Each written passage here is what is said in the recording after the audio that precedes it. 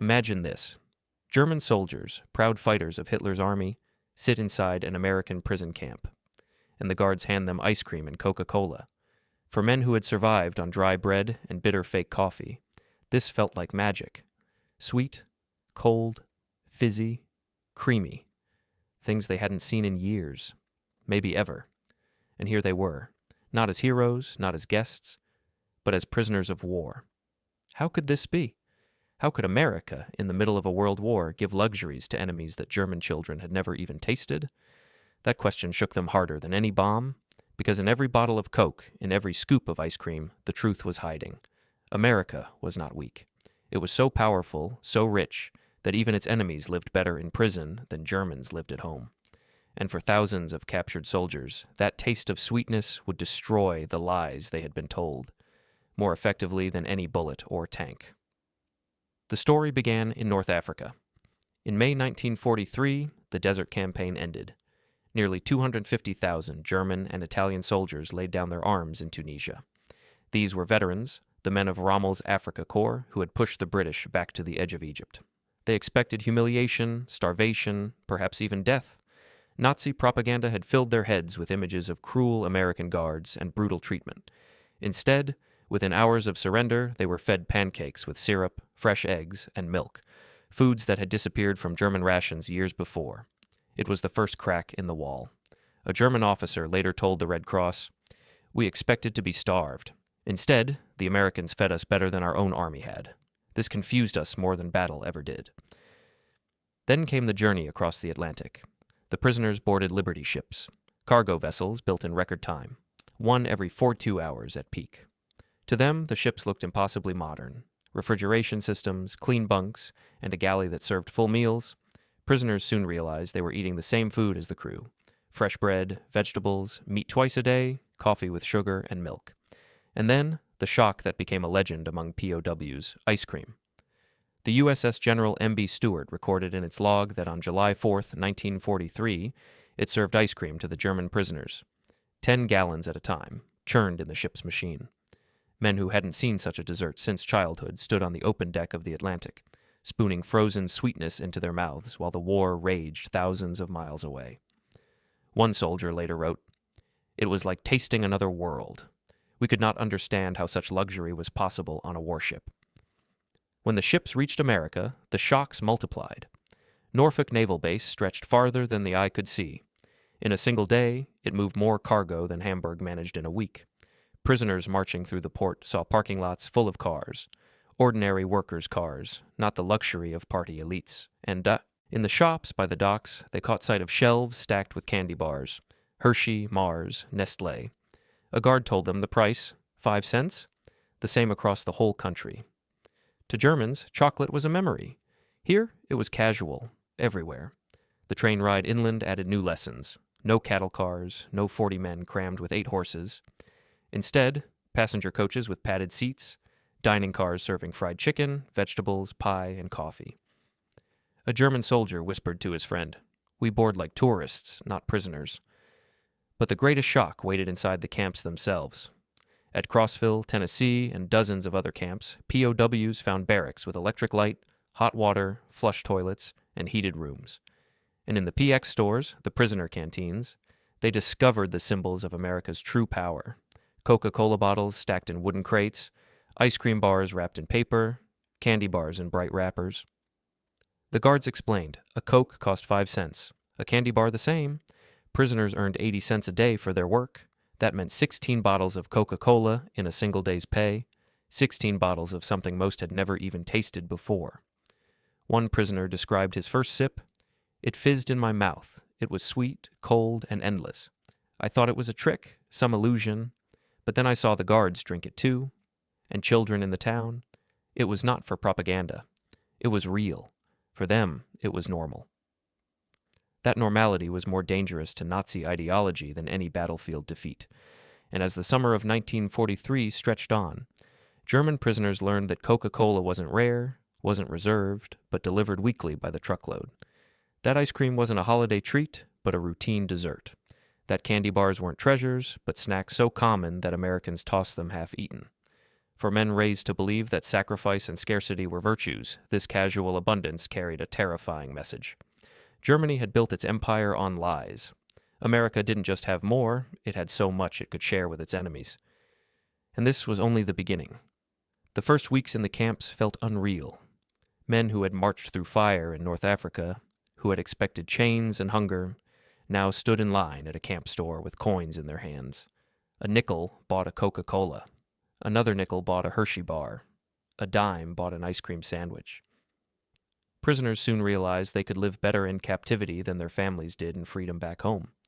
They earned 80 cents a day for labor, chopping wood, working on farms, repairing fences. Some used the money to buy cigarettes. Others bought soap, fruit, or a bottle of Coke every evening. Within weeks, camp ledgers showed thousands of bottles consumed. Deliveries arrived weekly. Wooden crates of Coca-Cola stacked 6 feet high. Army quartermasters treated it as ordinary. To the prisoners, it was a revelation. One German corporal wrote, "I thought the Americans gave us Coca-Cola to trick us. But then I saw the same trucks deliver to schools, to gas stations, to the guards. It was not propaganda. It was life here. Coca-Cola was everywhere." The bottles were identical across states. Same shape, same logo, same taste. Whether in Tennessee or Texas, the fizz never changed. To engineers among the prisoners, this was shocking. In Germany, every region had different bottles, different measures, different flavors. Standardization like this seemed impossible at home. Yet here, it was casual. Sugar was perhaps the greatest shock. In Germany, civilians received 280 grams a month, barely enough to sweeten coffee for a week. In American camps, sugar sat in bowls on mess hall tables. White, loose, free to scoop. Men piled it into coffee, poured it over cereal, sprinkled it on fruit. The kitchen staff refilled bowls without a thought. One incident in Alabama became famous among prisoners. A humid summer day ruined several 100 pounds of sugar, hardening it into bricks. German cooks suggested steaming it back to life. The Americans laughed and ordered new bags. Perfectly edible sugar was thrown away. German prisoners watched in disbelief. "In our country," one said, "we would guard this like gold." For the Americans, it was cheaper to discard than to repair. The same shock came with fruit. In canneries, POWs worked alongside civilians. They saw inspectors reject peaches for spots, apples for small size. Perfectly good food went to animal feed. Germans whispered to each other, "They throw away what we fight to eat." To Americans, it was just quality control. Chocolate was another world. Hershey, Mars, Nestle. Candy bars cost 5 to 10 cents, and every PX stocked them by the thousands. The military itself purchased 380 million pounds of chocolate during the war. Red Cross packages added more, bars tucked in beside coffee, cheese, crackers, and cigarettes. German prisoners discovered not just chocolate, but choice. Americans debated brands, preferring one over another. In Germany, if chocolate appeared at all, it was a miracle. In America, it was a casual argument about taste. Ice cream became a ritual. In the summer, camps ordered 50 to 100 gallons weekly. Electric freezers hummed in storage rooms. Chocolate, vanilla, strawberry, butter pecan. Prisoners bought cups, sandwiches, bars. On holidays, production doubled. On the 4th of July, on Thanksgiving, on Christmas, the message was clear: even prisoners should celebrate. One guard explained, "Ice cream is important for morale." The Germans couldn't believe it. Morale food? In their world, ice cream had been a rare childhood treat. Here, it was standard, part of the rhythm of life. Thanksgiving 1943 drove the point home. Every camp served roast turkey with stuffing, mashed potatoes, sweet potatoes, cranberry sauce, pumpkin pie, coffee, and milk. The same meal served to American soldiers at the front was served to German POWs behind barbed wire. Feeding millions at once with the same menu on the same day showed not only generosity but power. Organization on a scale Germany could not match. Christmas was even stranger. Civilians sent packages to the camps, cookies, candy, even small gifts. Church groups delivered treats to prisoners. Scouts wrote cards. The Americans explained, "We fight your army. We don't hate you." The prisoners stared at the gingerbread in their hands, not knowing what to say. Slowly, the camp routine worked its quiet magic. Every bottle, every bar, every scoop chipped away at Nazi propaganda. Germany had promised them superiority, discipline, sacrifice. But here, abundance was normal, and mercy was policy. Letters home, though censored, carried hints. "We are not mistreated," one wrote. "We eat well. I tried a sweet drink I cannot describe." Families in Germany received parcels from their sons in prison, chocolate, instant coffee, canned goods. 11 million such packages were sent. Free men in Germany starved while their captive sons sent food back from America. The irony was devastating, and the lesson was clear. One prisoner summed it up in a diary. "I have eaten more sugar in 2 months here than in 2 years at home. I drank a bottle of Coca-Cola today. Children here drink it every day. If this is weakness, then we were lied to." The deeper the months of captivity stretched, the more the prisoners began to notice the things that at first seemed small, almost laughable, until they realized what those details really meant. Sugar, for example. In Germany, sugar was rationed so tightly that mothers saved it for birthdays or Christmas, if it was even available. Children stirred watery beet syrup into bitter ersatz coffee, pretending it was sweet. But in America's camps, bowls of white sugar sat openly on mess hall tables next to the salt and pepper. Prisoners could take as much as they wanted, spoon after spoon into their coffee, onto oatmeal, over fruit. Nobody counted. Nobody cared. One prisoner, Obergefreiter Karl M., scribbled into his diary, "At first, I thought it was a trap. Surely they would punish us if we took too much. But the guards said nothing. I poured 3 spoonfuls into my coffee, then 3 more. It was so sweet I could hardly drink it. But I laughed until I cried. In Germany, my wife has to make a week's sugar ration last for our 2 children. Here, we drown in it." The contrast cut deep. Every grain of sugar reminded them. In America, the decadent society their leaders mocked, even prisoners had more than German families at home. Chocolate told the same story. Hershey bars, Mars, Nestlé, their wrappers bright and colorful, stacked in neat rows in camp canteens. Prisoners bought them for 5 or 10 cents, the same price any American child would pay with pocket change. Guards joked, offering POWs a choice. Hershey or Baby Ruth? The Germans stared. A choice of candy? In the Reich, chocolate was a memory, rationed away years before.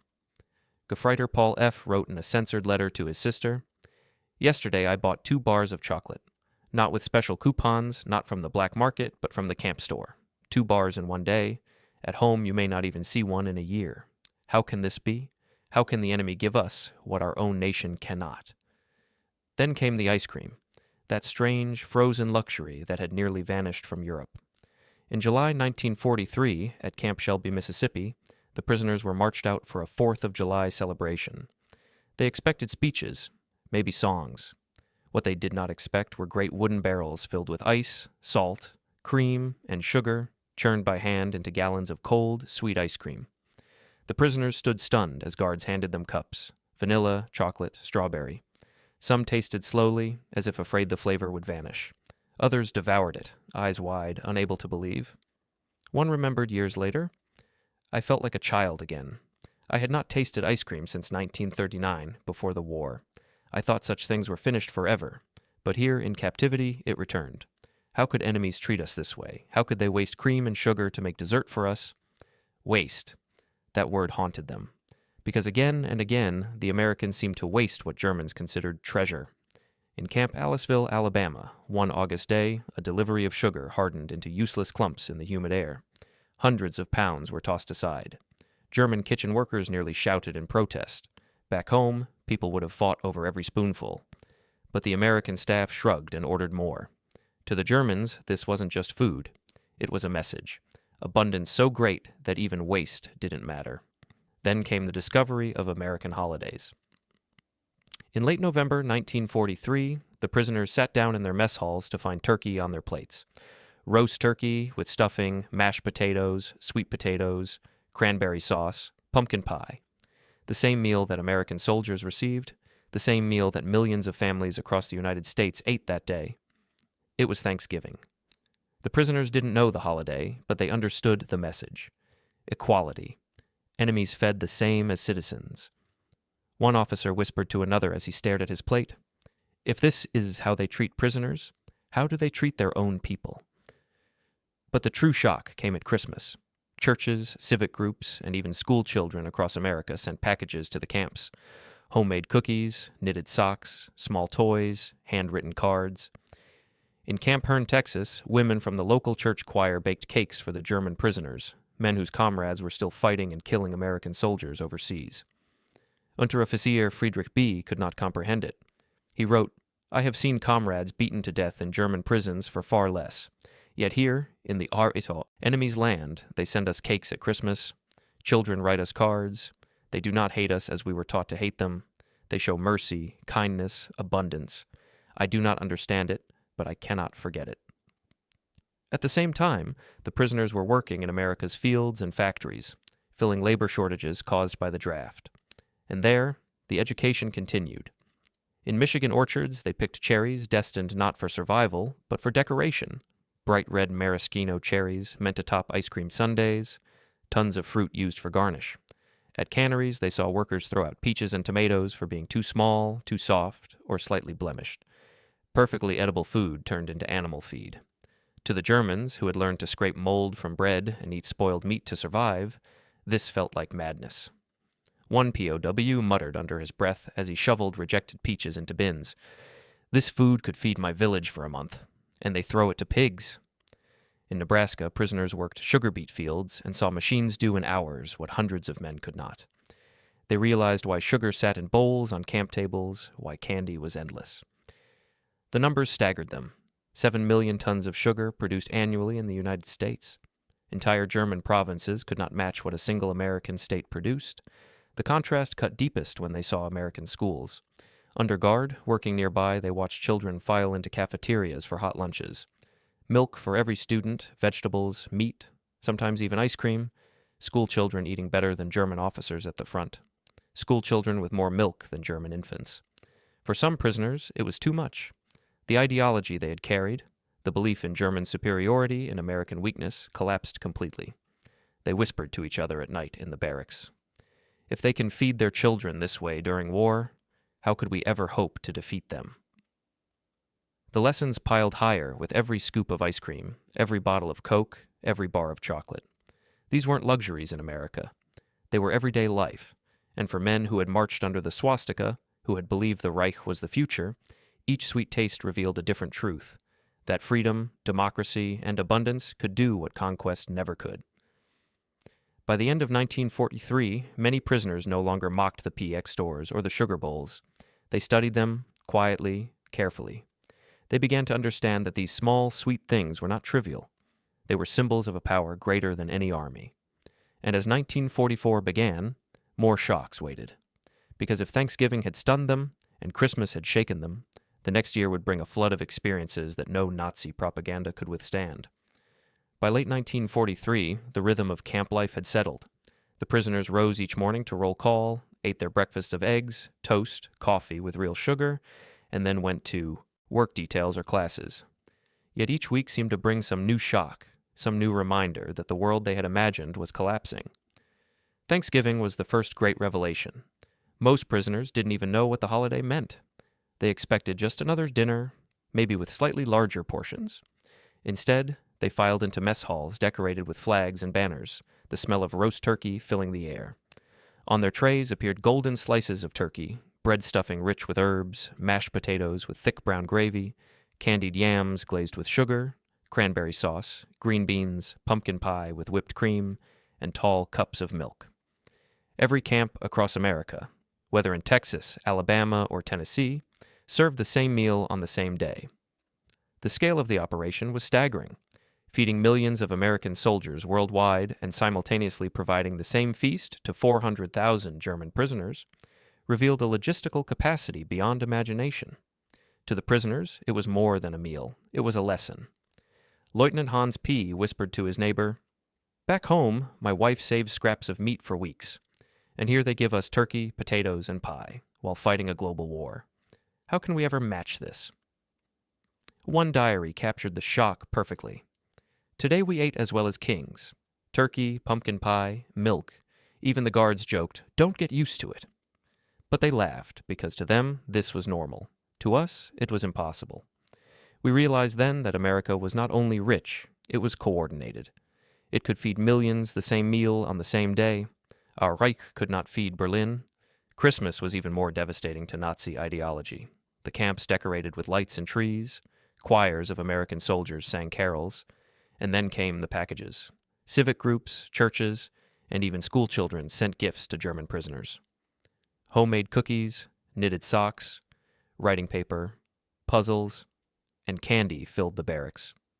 Some camps even organized Christmas concerts where American choirs sang for enemy soldiers. In Camp Tonkawa, Oklahoma, townspeople brought cakes and gingerbread. In Camp Hearn, Texas, local churchwomen baked cookies and handed them out through the wire. To men raised on Nazi propaganda about cruel, greedy Americans, it was incomprehensible. Obergefreiter Wilhelm K. admitted years later, "I could not believe it. American families who had sons fighting and dying because of us sent their children to bring us cookies at Christmas. I felt ashamed, more ashamed than I had ever felt in battle." The Red Cross also distributed parcels, each one containing chocolate bars, instant coffee, processed cheese, crackers, canned meat, soap, and cigarettes. Prisoners laughed at first, certain it was a trick. Then they opened the parcels. Then they tasted the chocolate. And silence fell. For many, the realization cut deeper than any speech could.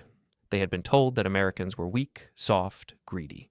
But here were American civilians, farmers, housewives, even children, sharing luxuries with their enemies. It was not weakness, it was strength so secure it could afford mercy. The psychological effect spread quickly. Prisoners who had once quoted Nazi slogans now fell silent when others boasted of German superiority. A sergeant muttered in frustration one night, "If our people could see what I see here, the war would already be over." Work details reinforced the message. Prisoners sent to farms saw families gathering around long tables, laughing as they ate meals larger than any German garrison. They saw school children buying Coca-Cola from vending machines, paying the same 5 cents as soldiers. They watched Americans throw away fruit with blemishes, pour sugar into coffee without thought, and eat meat almost daily. And all the while, they compared it to the letters from home. Families in Germany wrote of shortages, of bread lines, of children crying for milk. Yet prisoners in America gained weight. Some returned to Germany healthier than when they were captured. Letters home, carefully censored but still revealing, carried hints. "We are treated well. The food is plentiful. I drank something called Coca-Cola. It tastes like nothing I've known." Families in Germany could hardly believe such words. But then came the packages. Between 1943 and 1946, German prisoners in America sent 11 million parcels back to Germany through the Red Cross. They filled them with chocolate, instant coffee, sugar, canned meat. In some cases, they mailed food to their starving families, reversing the expected flow. Prisoners fed the free. Imagine the scene: a mother in bombed-out Hamburg opening a box from her son, a prisoner in Alabama. Inside, a Hershey bar, a tin of meat, a small bag of sugar. The irony was unbearable. Nazi propaganda said Germany was strong and America was collapsing. But the package told the truth, and truth spread. Around campfires and barracks, whispered late at night, the prisoners spoke. "They feed us like this while they fight a war. They give us chocolate while our families starve. What else did they lie about?" The cracks widened. By the end of 1943, many German POWs no longer laughed at Coca-Cola or ice cream. They studied them, seriously, as symbols of something greater. The holidays had proven what candy and soda had hinted, that America's strength wasn't only in weapons or numbers. It was in its ability to provide abundance to everyone, even its enemies. But the shocks did not end with food. In 1944, prisoners would see even more. American schools, diners, farms, and factories. They would see children eating ice cream at lunch while German children starved. They would see hamburgers sold for a quarter while bread at home cost more than meat. And they would realize with growing certainty that their entire worldview had been built on lies. By 1944, the United States needed more hands to bring in harvests and keep factories running. And so, under guard, German prisoners were sent out daily to work. What they saw outside the wire was even more shocking than what they had tasted inside. In the sugar beet fields of Colorado and Nebraska, prisoners watched machines chew through acres in hours. Huge metal harvesters devoured rows, their blades cutting and lifting faster than men could blink. A single farmer, with 2 machines and a few helpers, brought in more sugar than whole German provinces. One prisoner wrote in his diary, "This is why sugar bowls sit full on their tables. This is why they laugh at waste. It is not magic. It is machines, fields, and endless land. We were told America was lazy and weak, but it is strong in ways we never imagined." Canneries brought another lesson. Prisoners watched assembly lines where peaches rolled down belts by the thousands. Inspectors tossed aside fruit for the smallest blemish. Perfectly good food fell into bins for animal feed. Germans whispered to each other, "In our country, children cry for bread. Here, they throw away fruit for spots." The smell of abundance overwhelmed them. Sweet peaches, rich syrup, the hiss of steam, the clang of tin lids sealing. The waste seemed like madness, yet for Americans it was quality, not extravagance. Then came the orchards. In Michigan, POWs climbed ladders among trees heavy with cherries. Crates filled, loaded into trucks, and then they learned the truth. Most of these cherries weren't for survival food. They were destined to be dyed bright red, soaked in syrup, and used to decorate ice cream sundaes. Tons and tons of fruit for decoration. Germans laughed bitterly, but the lesson cut deep. Abundance so vast that fruit became ornament. The same shocks hit at stockyards and meatpacking plants. In Kansas City, prisoners stood in silence as herds of cattle, tens of thousands, crowded the pens. The noise, the smell of manure and hay, the endless lines moving toward slaughterhouses. And then, during breaks, workers ate beef sandwiches, thick slices of meat layered casually between bread. Unteroffizier Ernst W. later recalled, "I could hardly breathe. We received meat once a week in Germany, if that. Here the workers, ordinary men, ate it every day, and the herds never ended." School lunches made perhaps the deepest impression. Near towns where they worked, prisoners saw children line up in cafeterias. Each child received a hot meal, meat, potatoes, vegetables, and milk. Not once a week, not on holidays, but every school day. Some children even had nickels for extras, Coca-Cola, pie, or ice cream. German prisoners stood dumbfounded. "Their children eat better than our soldiers," one man whispered, and we were told they were weak. Letters from home sharpened the contrast. Families wrote of hunger, of long queues, of children crying for milk. Meanwhile, prisoners in America gained weight. Army doctors measured them monthly. Many added 10 or 15 pounds. Some looked healthier in captivity than before the war. The irony was unbearable. Free Germans starved while their captured sons became stronger. Families could hardly believe the parcels arriving from America. Packages filled with chocolate, instant coffee, canned meat. Prisoners sent 11 million parcels home, reversing the flow of aid. One mother in Dresden opened a Red Cross parcel from her son in Alabama and found 2 Hershey bars and a tin of meat. She wept as she read his note. "Mama, forgive me. I eat ice cream here while you cannot find bread.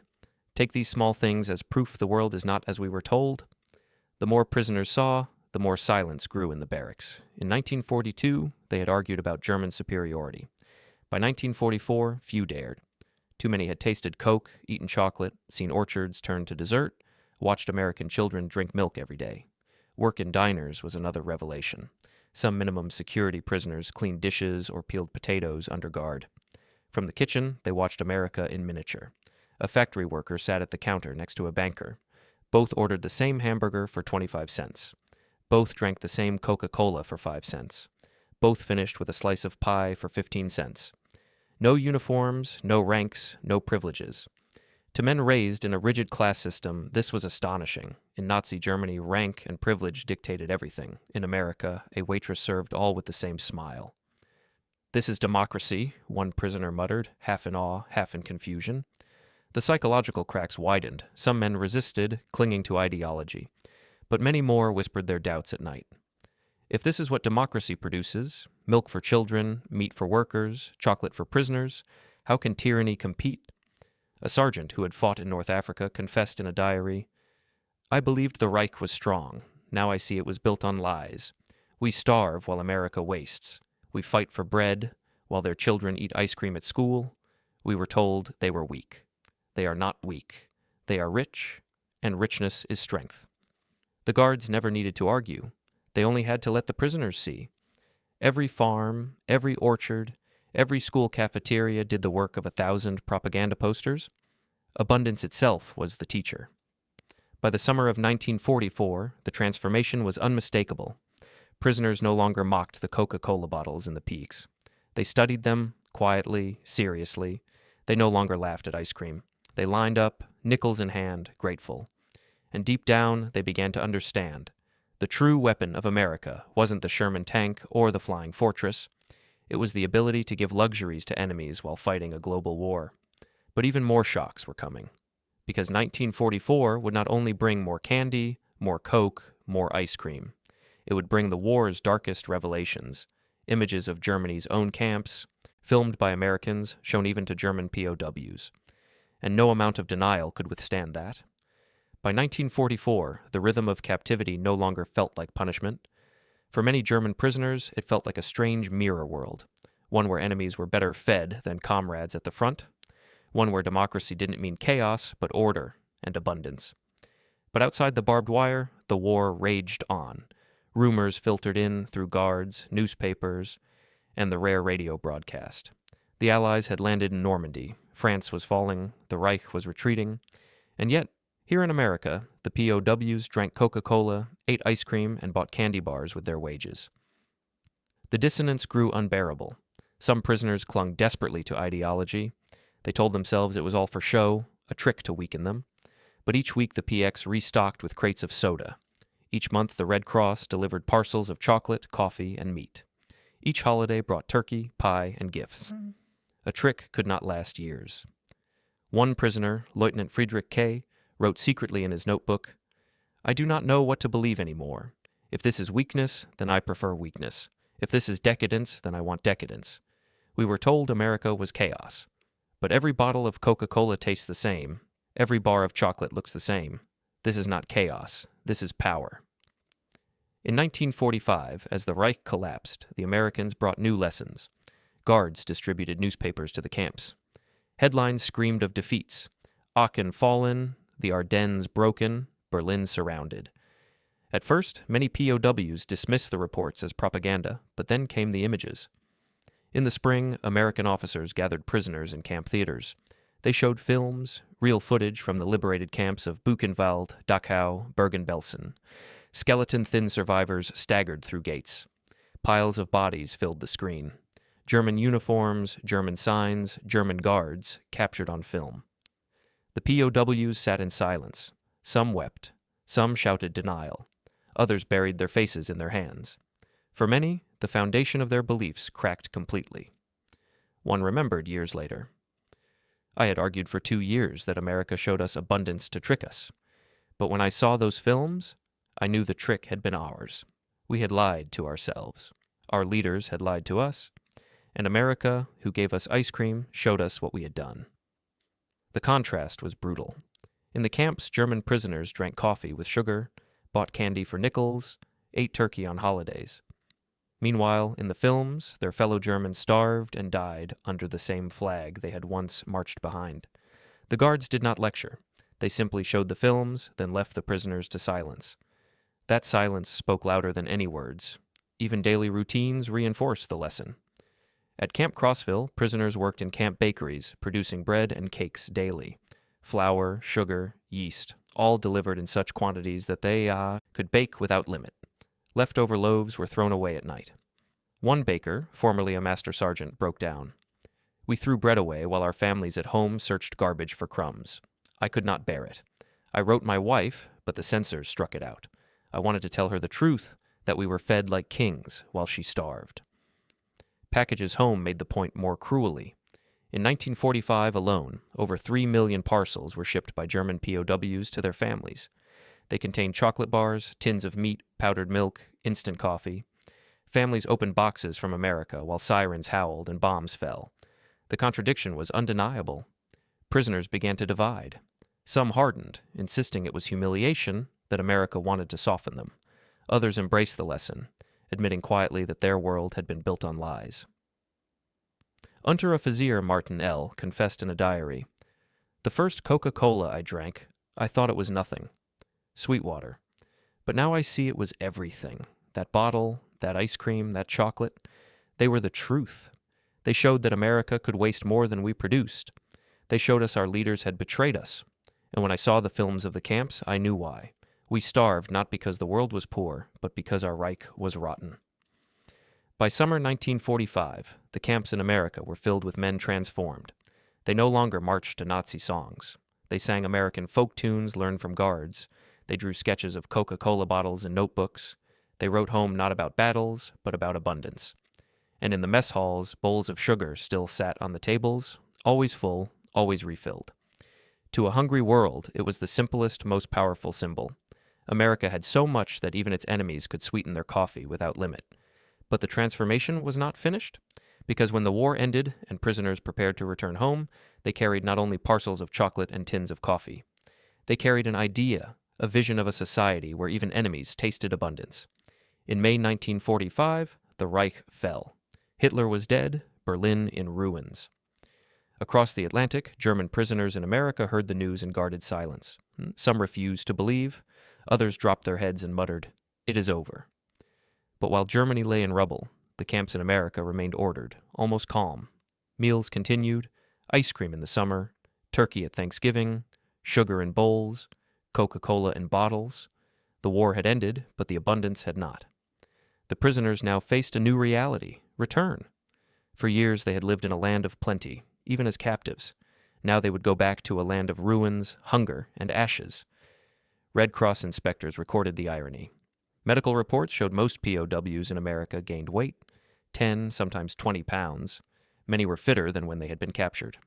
In Germany, civilians had lost weight, teeth, even hair from malnutrition. The contrast would be cruel. Letters hinted at what awaited them. Families wrote of breadlines, of children crying for milk, of neighbors dying of hunger. A wife in Bremen wrote her husband, "We boil grass to make soup. The children are thin as sticks. Bring anything you can." And so, when prisoners boarded Liberty ships for the return voyage, they carried parcels, boxes filled with chocolate, tins of meat, instant coffee, not luxuries for themselves, but treasures for their families. One prisoner described the voyage. "We crossed the ocean twice. The first time we were soldiers defeated, afraid. The second time we were fat men carrying food to starving families. We felt guilty with every mile." The ships docked in Bremerhaven, in Hamburg, in Lübeck. The prisoners stepped off with parcels in hand and shock in their eyes, because what greeted them was not victory or pride. It was devastation. Cities were rubble. Streets were filled with ruins. Children's bellies swelled from hunger. Mothers' faces were lined with despair. And the men who had eaten ice cream in Alabama, who had drunk Coca-Cola in Tennessee, who had gained weight behind American wire, now stood face to face with wives and children who had starved in freedom. One prisoner remembered, "My wife cried when she saw me, not from joy, but from anger. I was healthy, strong. She was thin, her cheeks hollow. She asked, 'Why do you look so well when we have suffered so much?' I could not answer. I gave her chocolate. She wept harder." For many families, the parcels sent from America had been lifelines. Children tasted chocolate for the first time from their father, returned from prison. Wives brewed coffee from tins stamped with American logos. Neighbors gathered to share Hershey bars, cutting them into tiny squares. The irony was unbearable. The enemy had fed their families through the hands of captured sons. The former POWs spoke carefully. They knew to boast of America's treatment was dangerous. Some who spoke too freely were called traitors. But the stories spread anyway, in kitchens, in whispered conversations, in letters passed secretly. They told of sugar bowls, always full, of ice cream served to prisoners, of Coca-Cola that cost a nickel, the same for children and captives alike. They told of waste, fruit discarded for blemishes, sugar thrown away in sacks. And slowly, the myth of German superiority collapsed.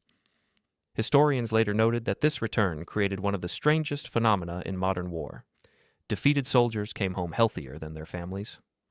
Prisoners returned as witnesses not of cruelty, but of abundance.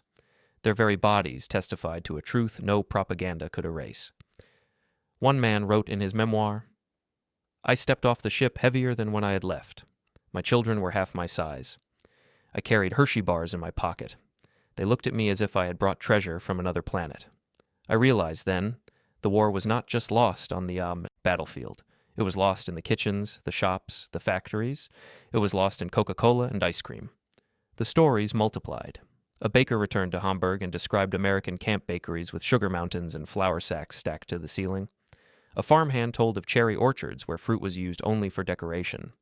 A mechanic described vending machines filled with soda bottles, never empty, always cold. These stories spread faster than official propaganda. They were too detailed, too vivid to be lies. Everyone knew someone who had a relative in captivity. Everyone heard the same thing. America had treated prisoners better than Germany had treated its own. The impact was profound. Many former POWs became advocates for cooperation with the Allies. They had seen what industrial democracy could do. They had tasted it, lived it. They knew it was not weakness, but strength. In 1947, one former officer told a reporter, "I saw more democracy in a camp canteen than in the Reichstag. A worker and a general paid the same nickel for Coca-Cola. That was freedom. That was power. The Marshall Plan, when it arrived, was easier to accept because men who had been prisoners vouched for it. They told their families, their communities, yes, the Americans can afford this. Yes, they mean it. I have seen it with my own eyes." The transformation was not quick nor easy. Some clung to bitterness, to humiliation.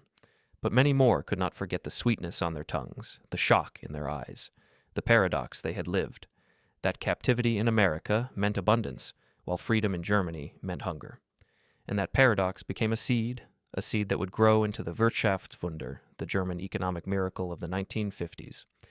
The years after 1945 were years of rubble. Cities lay broken, families scattered, and hunger gnawed at every street. But among the men who returned from America, something new stirred, an idea born not from ideology or conquest, but from Coca-Cola bottles and melting scoops of ice cream. Former prisoners carried stories into ruined kitchens. They described sugar bowls always full, vending machines stocked with soda, children drinking milk every day at school, families eating meat as routine. At first, neighbors laughed bitterly. "Fairy tales," some said. You have been fooled." But the stories repeated, consistent across thousands of voices. They became impossible to deny. The truth spread through objects as well as words. Parcels carried home from captivity held chocolate, tins of meat, instant coffee, chewing gum. Children unwrapped Hershey bars as if they were gold. Wives brewed coffee and wept at the smell, a fragrance they had forgotten. These small luxuries were more powerful than speeches. They proved abundance was real. Some former POWs became businessmen. Having seen American factories, assembly lines, and grocery stores, they understood efficiency in ways their neighbors did not. They spoke of a standardization, how every Coca-Cola bottle tasted the same in Texas as in Maine, how every candy bar was identical, how quality came from process, not chance. One recalled, "In Germany, we valued craftsmanship, the hand of the master. In America, they valued the system, and the system produced mountains of abundance. That was the lesson." This lesson took root in post-war Reconstruction, when the Marshall Plan arrived in 1948, bringing food, supplies, and funding. Former POWs reassured their communities. They had seen with their own eyes that America could afford it. They vouched that the shipments were not propaganda, but reality. Their credibility helped dismantle suspicion. In many towns, ex-prisoners became voices for modernization. They argued for supermarkets, modeled after American grocery stores. They pushed for mass production methods in factories. They encouraged quality control, assembly lines, and the embrace of consumer goods. The cultural influence was visible too. Coca-Cola returned to West Germany in 1949. Its red and white logo became a symbol of recovery, embraced eagerly by young Germans. Ice cream parlors styled after American soda fountains opened in cities, serving sundaes with cherries and whipped cream. For children who had grown up hungry, these shops felt like miracles. One man, a former Afrika Korps officer, later said, "My first Coca-Cola in America tasted like the future. Sweet, fizzing, unnecessary, but available to everyone. When I saw it again in Germany in 1949, I knew our country had a chance." Even the structure of everyday life reflected American influence. School lunch programs expanded, inspired by what prisoners had witnessed. Milk for children became a priority. Factories built canteens that offered hot meals, not scraps. Consumer abundance was no longer dismissed as decadence, it became the goal of recovery. The Wirtschaftswunder, the German economic miracle, was fueled by Marshall Plan funds and hard work, but it was shaped in spirit by lessons from American captivity. The men who had once marched under the swastika now argued for supermarkets, for standardized products, for efficiency. They had seen that democracy's strength lay not only in freedom, but in the ability to give luxuries to ordinary people. Historians later noted that this transformation was unique. Never before had enemy prisoners returned as apostles of their captors' way of life. They carried no manuals, no propaganda leaflets, only memories of sweet drinks, sugar bowls, ice cream, chocolate, and the realization that abundance could build loyalty where ideology failed. In interviews decades later, former prisoners spoke with the same awe. We expected to be starved. Instead, we were fed better than our own soldiers. We expected cruelty. Instead, we were given ice cream. That is how we learned the truth. One veteran, interviewed in 1985, held up a Coca-Cola bottle. This, he said, defeated Hitler more than guns, because it showed us a world where prosperity was normal, not propaganda. The influence stretched beyond individuals. Children of former POWs grew up hearing stories of America's plenty. Many studied abroad, drawn by tales of supermarkets with endless aisles, diners where workers and bankers ate side by side, soda fountains serving sundaes for a nickel. For them, America was not only an ally, it was a model. The shift was not only economic, but moral. Mercy in captivity, kindness to enemies, generosity with abundance. These values reshaped how Germans thought about democracy. Strength was no longer measured in marching columns, but in the ability to feed children, prisoners, even former foes. By the 1950s, West Germany was transforming. Factories hummed with production, shops filled with goods, and families once again tasted chocolate and ice cream. But beneath it all lay a strange, quiet truth. The seeds had been planted in prison camps thousands of miles away, in Tennessee, Texas, and Alabama, where German soldiers first tasted Coca-Cola and realized their world had been built on lies. By the 1950s, West Germany had begun its economic miracle. Supermarkets opened, factories modernized, homes filled once again with food and goods. Yet for many former prisoners, the sweetest memories of their captivity never faded. They carried them like secret talismans: the fizz of their first Coca-Cola, the cold shock of ice cream on the tongue, the taste of chocolate after years of absence. In interviews decades later, they recalled not battles, not weapons, but flavors. One man laughed softly. I do not remember the dates of our marches, but I remember the first spoon of vanilla ice cream at Camp Shelby. It was so cold my teeth hurt. I cried. I was 25 years old, and I cried over ice cream. Another, in a 1970s documentary, held up a bottle of Coca-Cola and said, "This was our education. Our leaders told us America was weak, but weak nations do not give Coke to prisoners. Weak nations do not serve ice cream on the 4th of July. We learned the truth in every sip." The irony was sharp. Nazi propaganda had promised victory, glory, and a new world order. Instead, the men who had fought for it returned home telling their families about vending machines, sugar bowls, hamburgers, and diners where everyone paid the same nickel. The grand ideology collapsed under the weight of ordinary abundance. Children of these men grew up hearing the stories. They heard that their fathers, once soldiers of the Reich, had stood in shock as American children drank milk daily while German children starved. They heard about sugar discarded in Alabama while mothers in Berlin scraped pots for crumbs. They heard about prisoners healthier than their families in freedom. These stories shaped a generation. They helped prepare West Germans to accept democracy, to embrace markets, to believe in cooperation over conquest. Because their fathers had seen with their own eyes that freedom could feed even enemies, while tyranny could not feed its own people. Historians call it re-education through abundance. It succeeded where leaflets and lectures failed. No speech could undo Nazi ideology. But a Hershey bar could. No propaganda could erase racial superiority myths. But a bottle of Coca-Cola, identical from Texas to Tennessee, showed that order, equality, and abundance came not from bloodlines, but from systems. Even decades later, the memory lingered. In 1984, a reunion of former POWs was held in Germany. Men who had been enemies shared stories of camp life. Again and again, the conversation circled not to guards or fences, but to food. They laughed about learning to use Coca-Cola bottles as makeshift weights for exercise. They argued about whether the chocolate ice cream was better than the vanilla. They teased each other for gaining weight in captivity. One man, raising his glass, said simply, "We arrived as Nazis. We left as witnesses." The legacy extended beyond memory. Coca-Cola, reintroduced to West Germany in 1949, became a symbol of prosperity. Ice cream parlors, modeled after American soda fountains, became places of joy in cities once reduced to rubble. Chocolate bars filled shop shelves, no longer treasures, but everyday treats. And with each sweet taste, Germans remembered a lesson learned in captivity. Abundance can defeat ideology. The numbers tell the story best.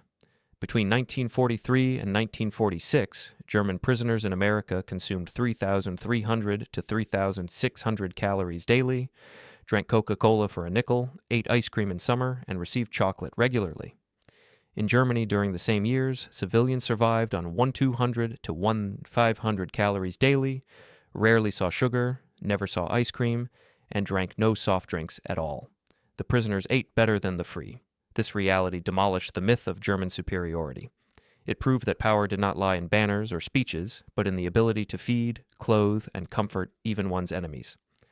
When asked late in life what had destroyed his faith in the Reich, one veteran answered, "Not defeat in Africa, not the bombing of Hamburg, not even surrender in 1945. It was the moment I held a Coca-Cola bottle in Tennessee and realized it cost a child the same as a prisoner, 5 cents. That was democracy. That was strength. That was the future." The story of German POWs in America remains one of history's strangest victories.